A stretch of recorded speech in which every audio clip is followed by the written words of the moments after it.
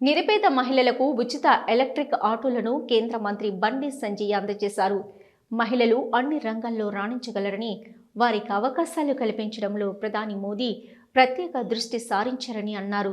జిల్లా కలెక్టర్ పమేల సత్పతి ఆధ్వర్యంలో శిక్షణ పొందిన 15 మంది మహిళలకు ఈ ఆటోలు పంపిణీ చేశారు.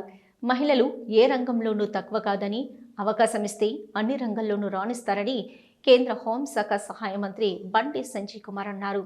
ప్రధాని నరేంద్ర మోదీ 50,65,000 కోట్ల రూపాయల దేశ బడ్జెట్ను ఆర్థిక మంత్రి నిర్మలా సీతారామన్ చేతిలో పెట్టారన్నారు. తొలి ఆర్థిక మంత్రి కూడా నిర్మలా సీతారామని. అందుకే ఆర్థిక ప్రగతిలో మన దేశం పరుగులు పెడుతుందని, 11వ స్థానం నుంచి 4వ స్థానానికి చేరుకుందన్నారు.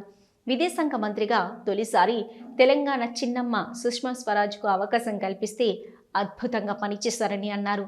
ఆదివాసీ మహిళ ద్రౌపది ముర్ము గారికి రాష్ట్రపతిగా అవకాశం ఇచ్చారు. ఆర్మీ సహా త్రివిధ దళాల్లో ఆఫీసర్లుగా మహిళలకు అవకాశం కల్పించిన ఘనత మోదీది అన్నారు.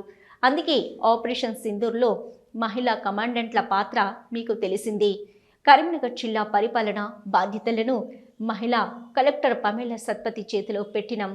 వినూత్న ఆలోచనలతో ప్రజలకు ఉపయోగపడే పనులెన్నో చేస్తున్నారని అన్నారు.